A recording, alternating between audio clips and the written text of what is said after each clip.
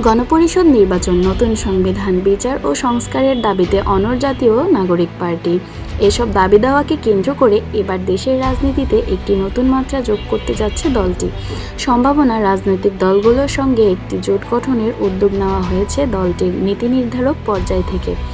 দাবি আদায় সোচ্চার থাকবে এই জোট। একটি বিকল্প রাজনৈতিক শক্তি তৈরিতে এই জোট সক্রিয় ভূমিকা রাখবে বলে মনে করছেন সংশ্লিষ্টরা। এনসিপি বলেছে, দীর্ঘদিন ধরে দেশের রাজনীতিতে বিএনপি ও জামায়াত ঘরানার বাইরের শক্তিগুলো ঐক্যবদ্ধভাবে সংগঠিত করা হয়নি। এই বাস্তবতা বিবেচনায় নিয়ে একটি নতুন রাজনৈতিক প্ল্যাটফর্ম তৈরি করেছে এনসিপি, যেখানে তারুণ্যের শক্তিকে প্রাধান্য দেওয়া হবে। এনসিপির একাধিক সূত্র জানিয়েছে, এই উদ্যোগে কয়েকটি নতুন এবং অপেক্ষাকৃত ছোট রাজনৈতিক দল এরই মধ্যে এনসিপির সঙ্গে আলোচনা শুরু করেছে। শিগগির এ নিয়ে একটি যৌথ ঘোষণাও আসতে পারে। এনসিপির সঙ্গে জোট গঠনের আলোচনায় সম্ভাব্য দলগুলোর মধ্যে রয়েছে গণ অধিকার পরিষদ, এবি পার্টি, গণসংহতি আন্দোলন, গণতন্ত্র মঞ্চের কয়েকটি দল ও রাজনৈতিক প্ল্যাটফর্ম আপ বাংলাদেশ।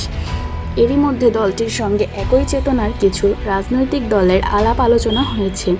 এই জোট গঠনের মূল উদ্দেশ্য বিগত আওয়ামী লীগ শাসন আমলে গুম, খুন, বিচার বহির্ভূত হত্যাকাণ্ডের বিচার, দেশের মৌলিক সংস্কার এবং গণপরিষদ নির্বাচনের মাধ্যমে নতুন সংবিধান প্রণয়ন। যদিও জোট গঠনের উদ্যোগের আলোচনায় অংশ নিয়েছে এমন অনেক দল, গণপরিষদ নির্বাচনের বিষয়ে এনসিপির সঙ্গে পুরোপুরি একমত হয়নি। তবে এসব দলকে বুঝিয়ে এনসিপির সঙ্গে একাত্মতা পোষণের জন্য আলোচনা চলমান রেখেছে জাতীয় নাগরিক পার্টি।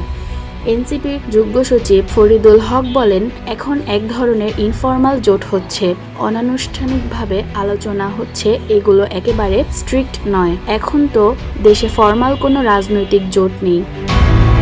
জাতীয় নাগরিক পার্টির যুগ্ম আহ্বায়ক স্যার তুষার বলেন, আন্দোলন করলে জোট হতে পারে, কিন্তু দল তো এখন আন্দোলনে নেই। সমমনা রাজনৈতিক দলগুলো সংস্কার বাস্তবায়নের পথ দিয়ে এক জায়গায় আসার চেষ্টা করছে।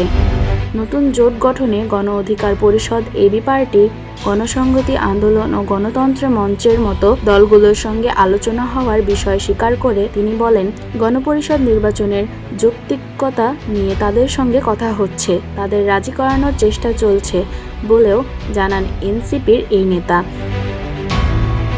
এমন তথ্য দিয়ে বুধবার একটি প্রতিবেদন প্রকাশ করে অনলাইন নিউজ পোর্টাল জাগো নিউজ। জাজ টিভি, জান্নাতুল ফেরদাউস, মিথিলা।